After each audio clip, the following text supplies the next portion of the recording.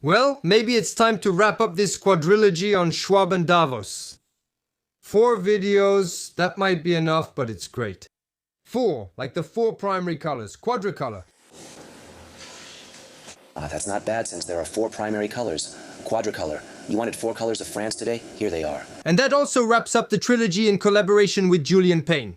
Since he broke our contract and also blocked me on Twitter, which surprises me coming from him, because he's always advocating for debate. And here, we didn't even get a chance to talk once. While I was just trying to show him that maybe he hadn't checked, contextualized, or nuanced his statements enough before speaking. It makes me sad. Well, not just because I got blocked by Juju, but mainly because I think about a society where fact-checkers are among the best customers of this format. There's something wrong with that. It doesn't work, it doesn't work. It ends up as a paradox.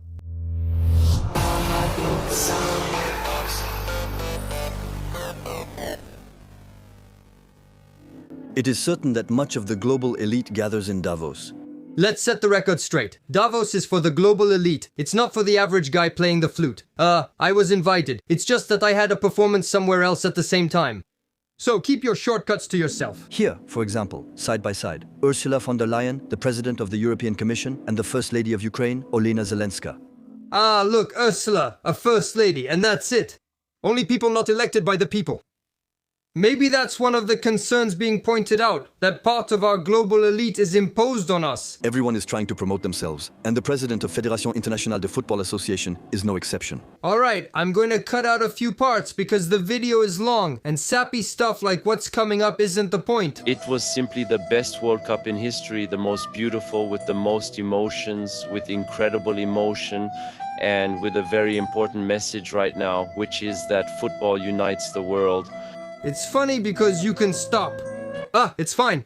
I admit I might not have been on theme, but it's my single and I enjoy playing it. Because for Juju, who likes to check, put things in context and add nuance, he could have pointed out to Jeff Bezos that it was also the most controversial and deadliest World Cup. That would have lessened the blunder a bit. Olaf Scholz, the German Chancellor, made the trip. Nous avons une épée de Damoclès au-dessus de nos têtes.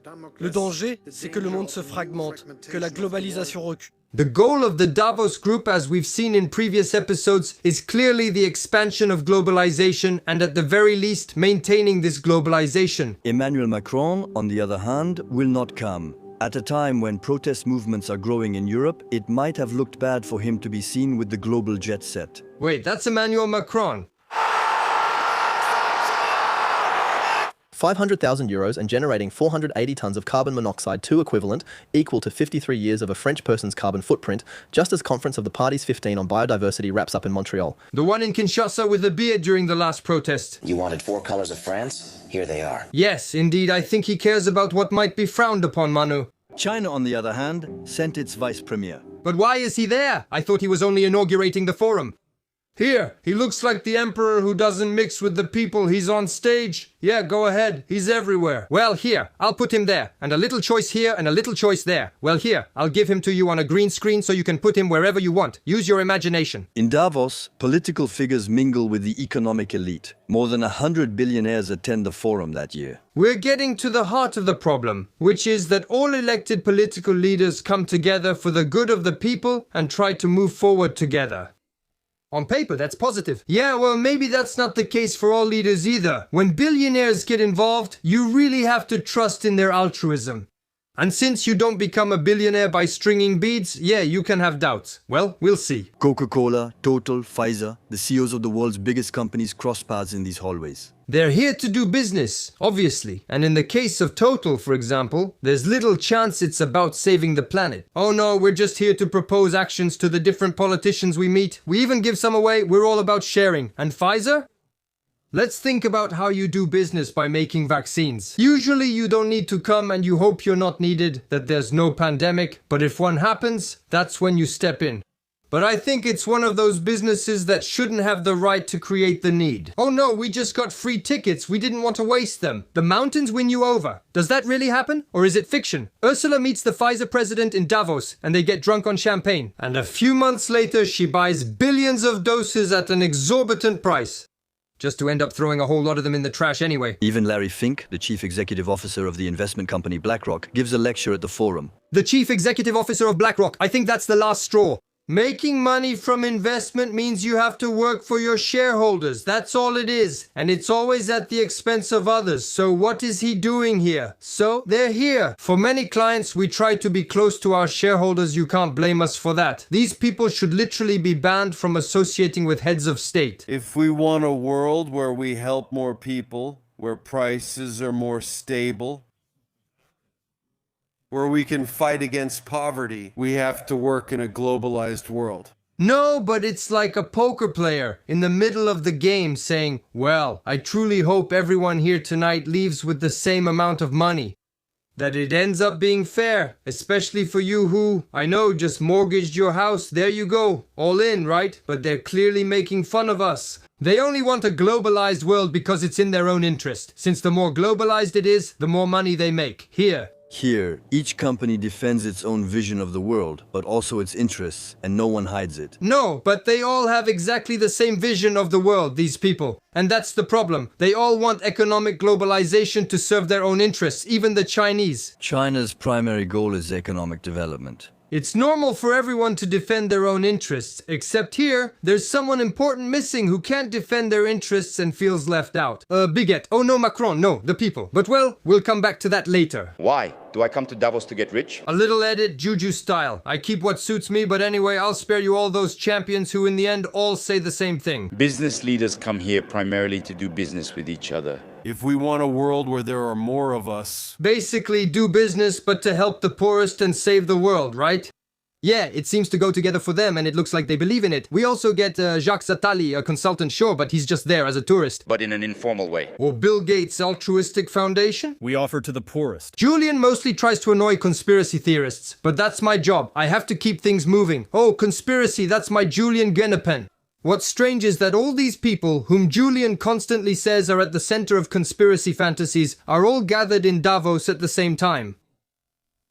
Yeah, but well, like Julian says, everything is transparent. Everything is displayed here, but there are also, of course, meetings that take place in a private setting, and obviously we journalists here don't have access.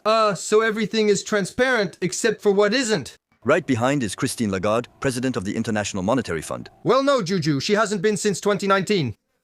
No one reviews your work before it airs, except me, but I'm also stringing beads, so it's tough. Now she's president of the European Central Bank. It shows how everything is connected. Hundreds of journalists attend Davos. For a week, all eyes are on this small Swiss resort. It's clearly not the ideal place to plot in the shadows. Except you just said well a few minutes ago. We journalists here obviously lack access. So one doesn't prevent the other, on the contrary. If these people really wanted to plot, well, that would probably be the best way. The brighter the sun, the darker the shadow. To talk about it, I'm meeting with the head of communications for the World Economic Forum. Ah, there we go. Finally, the head of communications is clearly the person we needed to interview. Now at least things are going to be clear. So, we agree that you think what's happening in Davos is that people are actually giving directives to heads of state and business leaders about what the world of tomorrow should be like? Yes, that's it. Yeah, exactly. So, when you see that, how do you react? You, who work for the Davos Forum? Well, I can understand. There have been several crises, one after another. COVID, conflicts, costs, energy prices have risen a lot, and as a result, the cost of living has increased. No, he won't just give us a vague answer too. The earth is hollow, right? So I can understand that a lot of people in Europe, in France and elsewhere are struggling to make ends meet, and that they're not happy with what's happening right now. Yes, indeed. The global policies made at the worldwide and even European level, without consulting us for the most part, they're not really working.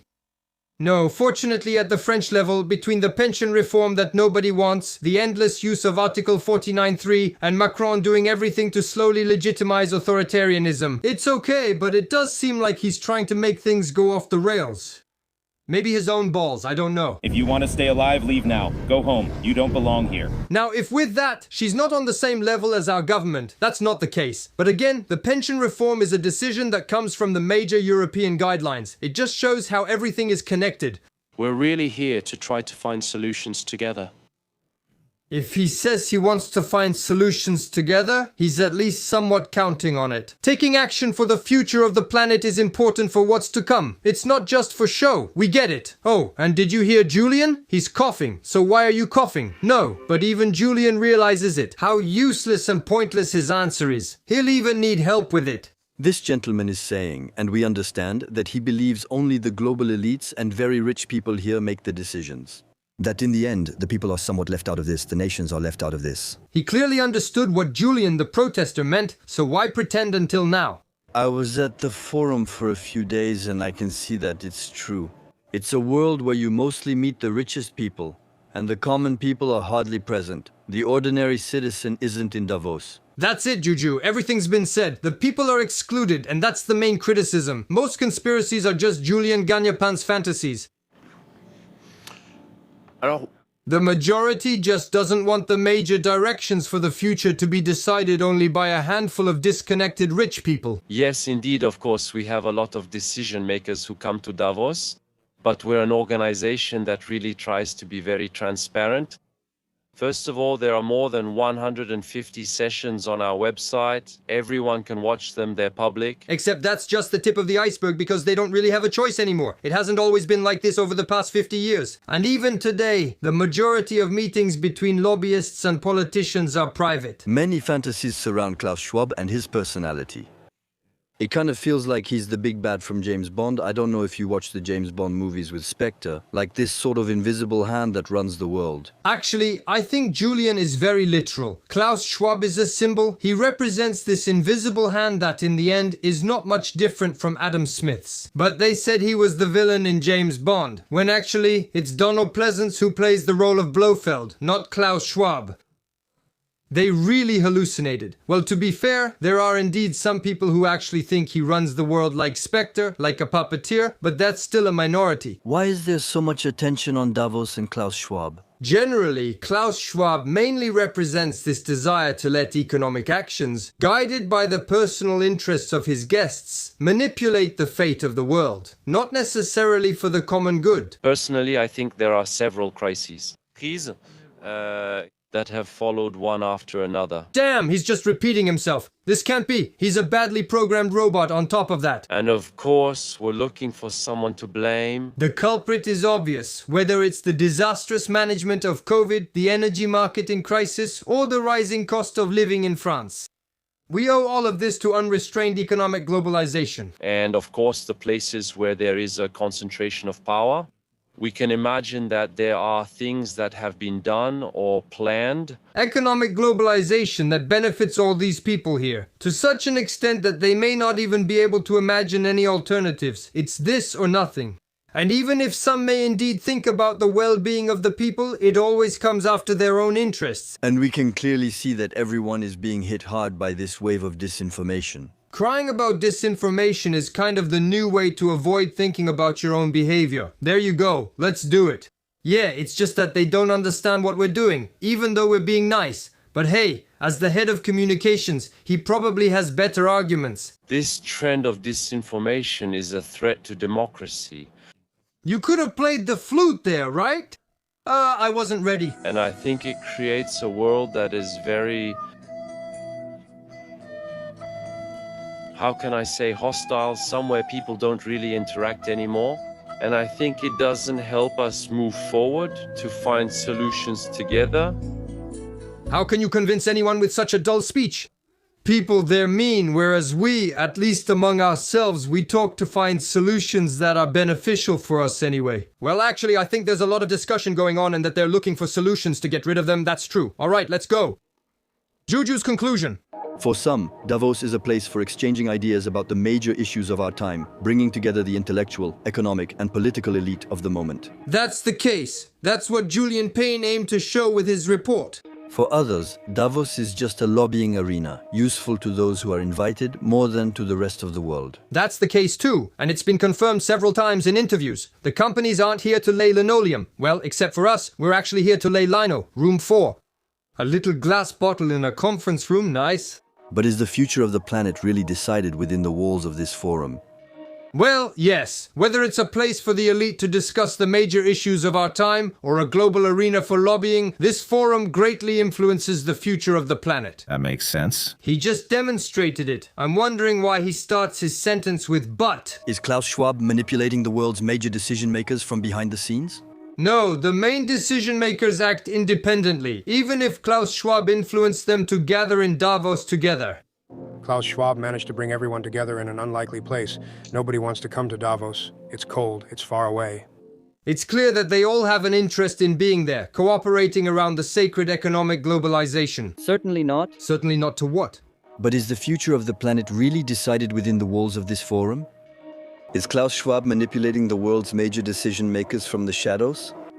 Certainly not. There you go. That's a typical attempt at trickery. He got me. He says certainly not in response to the question about Klaus Schwab's manipulation. But he includes the previous sentence in his certainly not. He's saying that the future of the planet isn't impacted by this forum, even though he just spent his entire report saying the opposite. I can't see to the sides, I'm going straight ahead. I can't see to the sides, I'm going straight ahead. If that's not putting on blinders on purpose, seriously. But it's so much more exciting to imagine a conspiracy in the heart of the Swiss mountains than to accept the uncertainty of a world moving forward without a pilot. Thank you. I was good there though, admit it. The world is kind of like the Titanic sinking without a pilot too. Yeah, it's true that Julian there thinks he can get away with being all proud of his closing line, but it really lacked coherence. Just before? That's basic. You learn it from the very first day at journalism school. The quality of a report depends solely on the intonation of the closing line and the conviction you put into it. The thing is, it's true that the world doesn't move forward with just one pilot, but with pilots and the first pro. It's that, among other things, through Davos, we're all on the same very big ship, and we don't have a choice about getting on board. It's economic logic. The bigger the ship, the more profitable it is. So we made a huge one, where everyone has to be inside. We called it Globalization. All the eggs in one basket, the mark of geniuses. Anyway, for everyone else, we're going to make everyone get on board. It's this or nothing. If you want, it's kind of like Noah's Ark. That's it, we built Noah's Ark. Like everyone else, the pilots get a percentage of each seat sold, and well, they manage to agree pretty easily on which direction to take.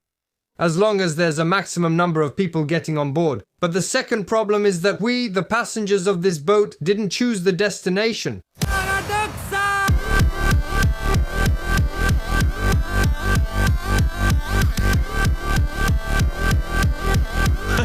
As usual, thanks to those who comment, those who share, those who like, those who type, and those who live life to the fullest.